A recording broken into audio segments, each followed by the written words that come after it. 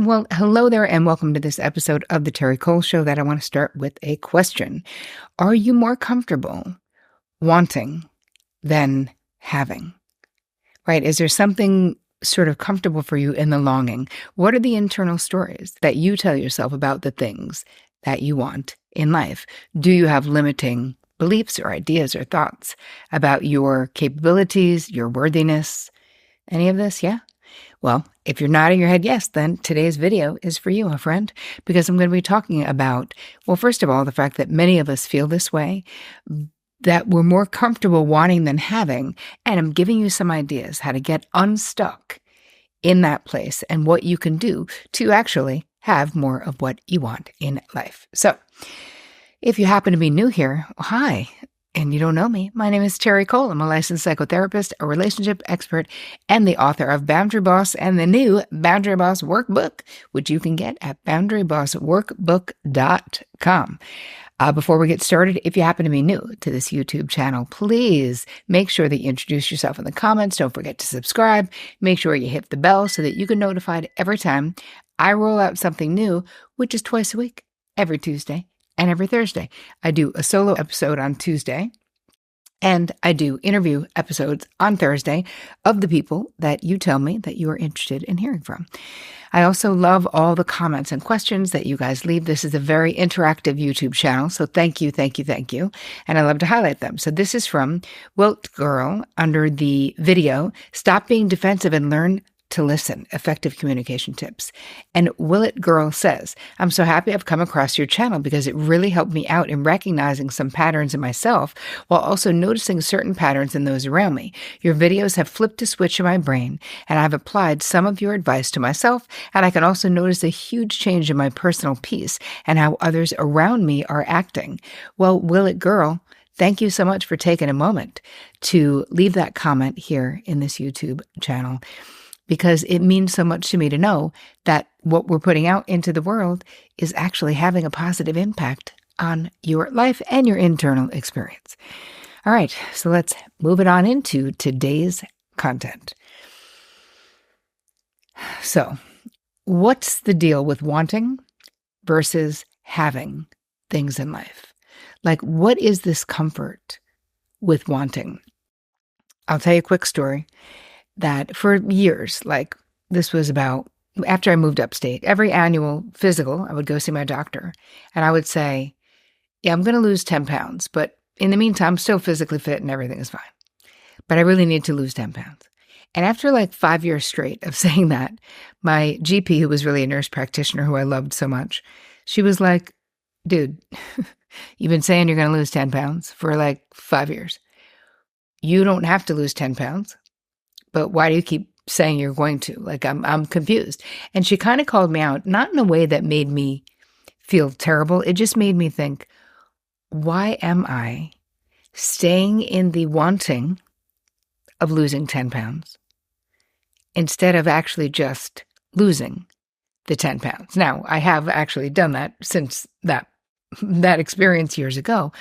But it brought this relationship into wanting and having. It crystallized it for me. And I realized that either I needed to take action if I really wanted to lose the weight for my health, which is what it was about.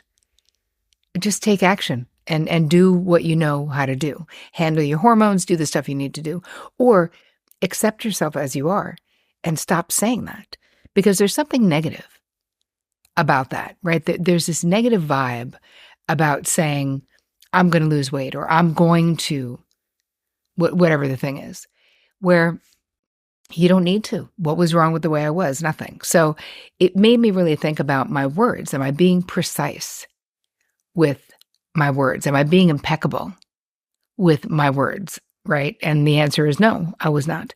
And this also reminds me of me when I was younger, in my like teens and 20s. I would get these crazy crushes on people, and I definitely was more interested in the longing than the having, because I wouldn't really go out of my way to make those things happen. It was almost like it was so much safer to just have a crush on someone than it was to actually try to have a conversation with them or move it into anything else. And I think that I'm not alone in there's something comfortable about the wanting. So let's break it down. What is that? First of all, does this resonate with you? Think about yourself. Because there's social reasons why we do this, and then there's internal reasons why we do this.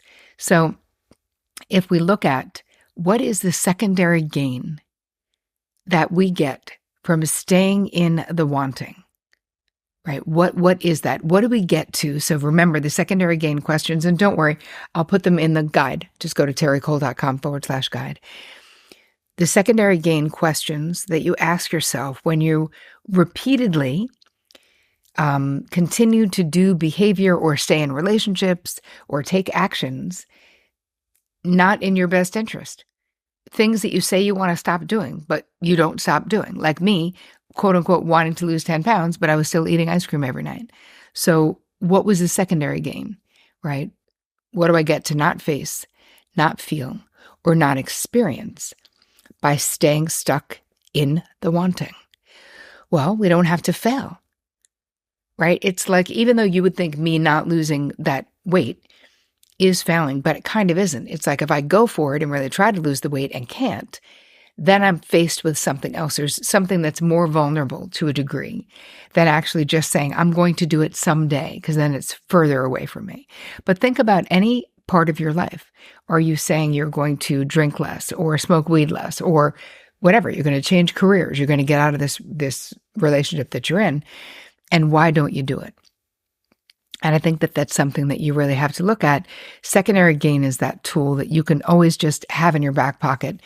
And really, it helps create clarity for any situation where we're staying, where what we're doing is not aligned with what we say we want. I also think there's a really big element of staying in our comfort zone, right? Wanting.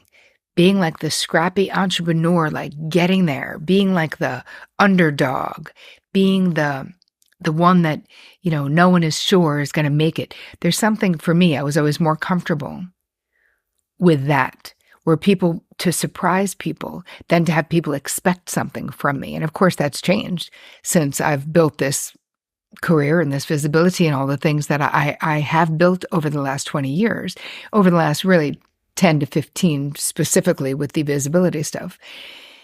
And yet that absolutely took me out of my comfort zone. So another element of this is we're comfortable wanting. We're comfortable with our limiting stories. You may have a limiting belief about what's possible for you, let's say when it comes to love. Then we get really comfortable living a life aligned with that limiting story. The limiting story may be, or these are ones that I hear from therapy clients at times, all the good ones are taken. So why even bother? So what's the secondary gain in not bothering to try to date? You don't have to be vulnerable. You don't have to get into a relationship and perhaps fail, or you don't have to deal with being rejected. So I think that looking under the hood for the secondary gain is really helpful when you find yourself stuck, or when you hear yourself sort of reiterating limiting beliefs about your potential. Same thing with your potential in life.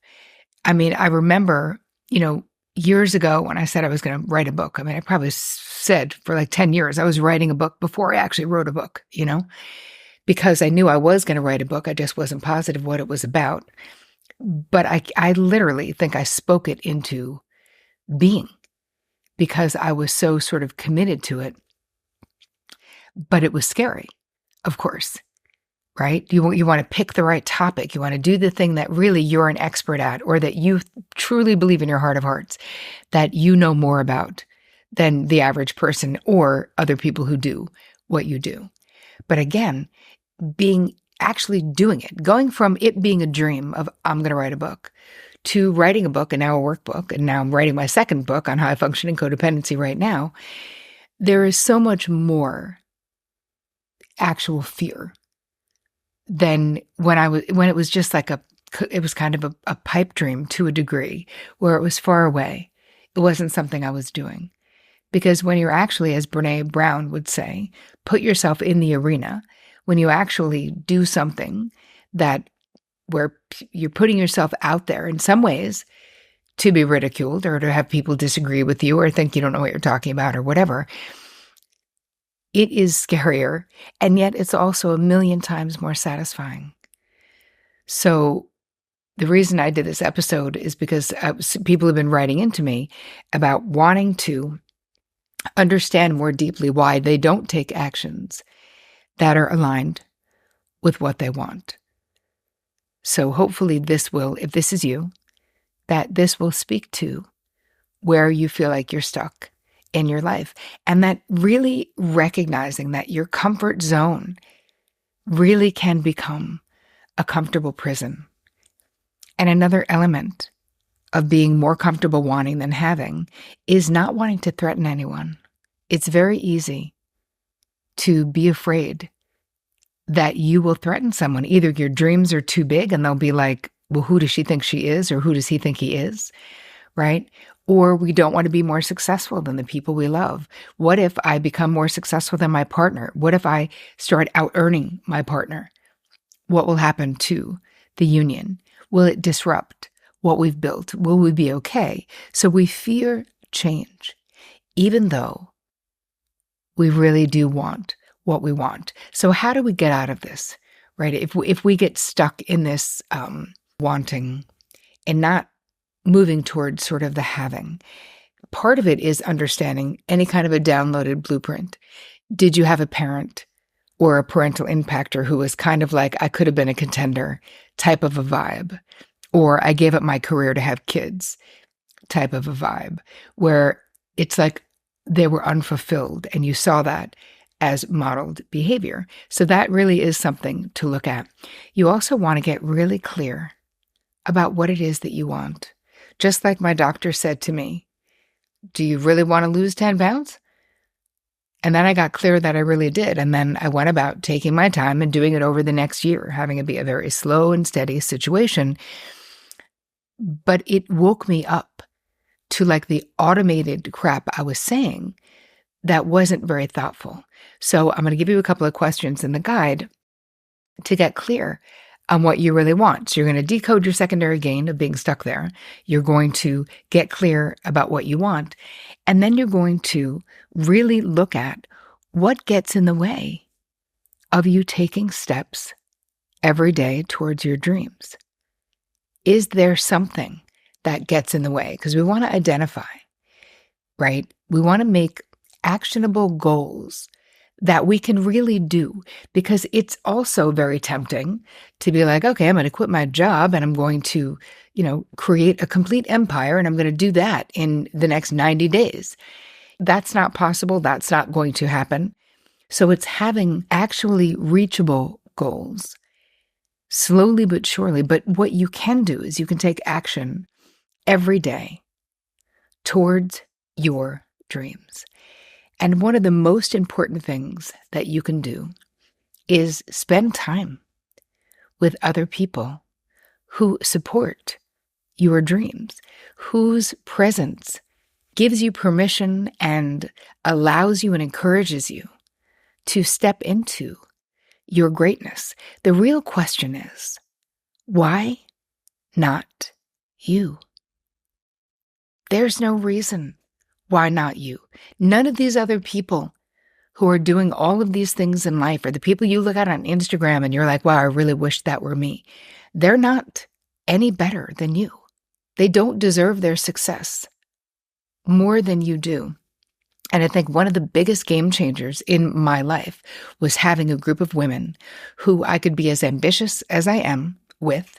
So it was this group of women. It was like a mastermind that we created, from Chris Carr to Gabby Bernstein to Latham Thomas to Marie Forleo to there was Danielle Laporte, the Astro Twins. It was a whole bunch of us that Chris Carr pulled together. But this was 15 years ago. And this really impacted my life. Being with other women who were so happy to support my dream, who were not jealous, who were not, and listen, that's not my background with women. I don't have this bad background where women are mean and bitchy. I was more afraid to threaten other people. So it was so liberating for me to be in this group of beautiful women, Daphne Oz, Tara Stiles, there's a whole bunch of us together that Chris brought together, where I was like, wow, like with this support, I could really see myself. And some of those women were ahead of me, and some of those women were not as far along as I was in my own career at that point. But it didn't matter because we all lovingly supported each other in this way. And that actually is what inspired me to create a mastermind myself. I have Flourish Mastermind, and I'm actually meeting with people right now. We are taking applications for Flourish 2024. If that is interesting to you, go to terricole.com/flourish. It'll be in the show notes as well. And it's a small group of women, but we're going to stay together for a full year. And I have to say, I think it's probably one of the biggest life-changing experiences for me, but it's one of the biggest game changers for my business as well, is to have other people to give me guidance about what they did. How did they build their list? How did they do all the things that I was trying to do? And then, of course, I was there. Each of us had our expertise. So the way that the Flourish Mastermind is for people in the helping profession or not in the helping profession, right? It's if you are wanting to do more than you're doing, if you want a podcast, if you want to write a best-selling book, if you know that there's more for you in your life, but you're just not sure how to create that more or make those changes, then I would invite you to check out the mastermind, terricole.com/flourish. In the meantime, I'll have all that info for you in the guide. So besides surrounding yourself with people who believe in you, who lift you up, who just simply want you to win, one of the biggest things that you're going to be doing is changing your mind about the limiting beliefs that you might have about yourself. So I just want to leave you with this thought that no one who is doing what it is that you really want to do in your life knew more than you. They didn't inherently know. They learned how to do it. And I'm not talking about being a brain surgeon. I'm talking about, doing what you're doing, but doing it bigger, right? There was a time when my friend Gabby Bernstein had no books. I remember when she got her first book deal. She now has 11 books, right? Same thing with Chris Carr. Same thing with Danielle Laporte. Like all of these women, or any women in your field, wherever you are, the people that you look up to, they started somewhere. And the biggest place you have to start is in your mind. Do you believe that you are worthy of having what you want in this life? Whether it's healthy relationships or whether it's building a friggin' empire, do you believe that you deserve it? Because I have no doubt that you do. So I would love to hear your thoughts on this episode. You can get the guide I created for you at terricole.com/guide. You guys know where I hang out, so let me know what you think about this episode. And I really want you to have 2024 be the year that there's more having and less wanting.